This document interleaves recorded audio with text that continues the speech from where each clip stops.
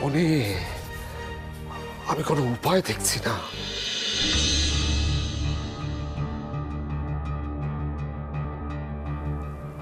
আমি ঘুমিয়ে গিয়েছিলাম, অনেক রাত হয়ে গেছে না, এখনো আসেনি ওরা। রুনা, সাদিক কোথায় গেছে কে জানে, মরলো নাকি একসাথে?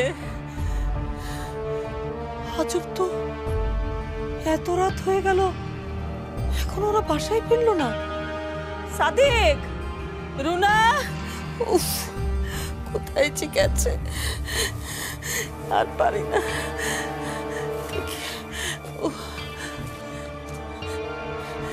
এখনো বেয়াদবটা দরজাটা খোলেনি।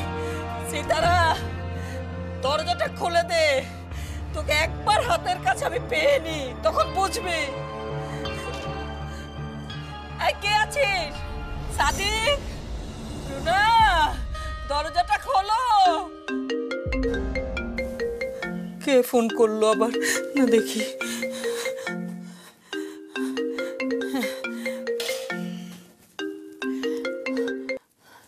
হ্যালো। কিরে আপা, ঘুমিয়ে গেছিস নাকি? সীতারা, তোকে একবার হাতের কাছে আমি পাই, তোকে আমি আস্ত রাখবো না, কুচি কুচি করে কেটে ফেলবো। হ্যাঁ, আরে কাটাকাটি পরে করিস, থানার ঘটনা কি জানিস? থানা মানে? তোরা থানায় চলে গিয়েছিস? আরে আসবো না তো কি, আর এসে যা দেখলাম। থানায় গিয়ে কি দেখবি? পুলিশ দেখবি? দেখবি তো, দেখ দেখ, দেখে মর। ওই যে পুলিশ ওই মনির মতো তোদেরকে হাজতে ঢুকিয়ে দেবে। হ্যাঁ। হুম, থানায় পুলিশ আমাকে আটকায়নি, আটকিয়েছে তোদের বাড়ির একজনকে। সর্বনাশ, আয়ানকে ওরা ধরে নিয়েছে। আমি আগেই বলেছিলাম আমার সংসার একটা সর্বনাশ হবেই হবে। আরে না জেনে না বুঝে শুধু শুধু লাফালাফি করিস না তো। শোন, পুলিশ আয়ানকে ধরেনি, ধরেছে আয়ানের মাকে, মানে রুনাকে। কি? না, এই মিথ্যা কথা বলছিস তুই। আমার সঙ্গে একদম মিথ্যা কথা বলবি না। আমাকে ভয় দেখানোর জন্য এসব কথা বলছিস সীতারা? আরে আমি তোকে মিথ্যা বলতে যাব কেন? রুনা এখন লকআপের ভেতরে। আচ্ছা দাঁড়া দাঁড়া, আমি রুনার এই অবস্থায় একটা ছবি তুলে রাখছি, আর সেটা বাধাই করে আমি তোকে গিফট করব। আচ্ছা দেখিস যেন ছবিটা দেখার আগে মোটরে যাস না। হ্যাঁ,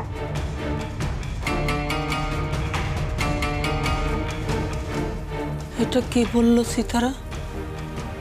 হ্যাঁ, রুনা জেলে? কিসের মধ্যে কি হয়ে গেল?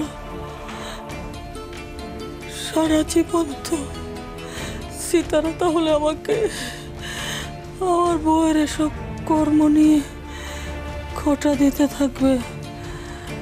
আমার মাথাটা এরকম করছে কেন? মা, সব দুলছে কেন? এত খারাপ লাগছে কেন শরীরটা? কি হয়ে গেল? কে হয়ে গেল সব? রুনা কি হয়েছে? রুনার কি হয়েছে?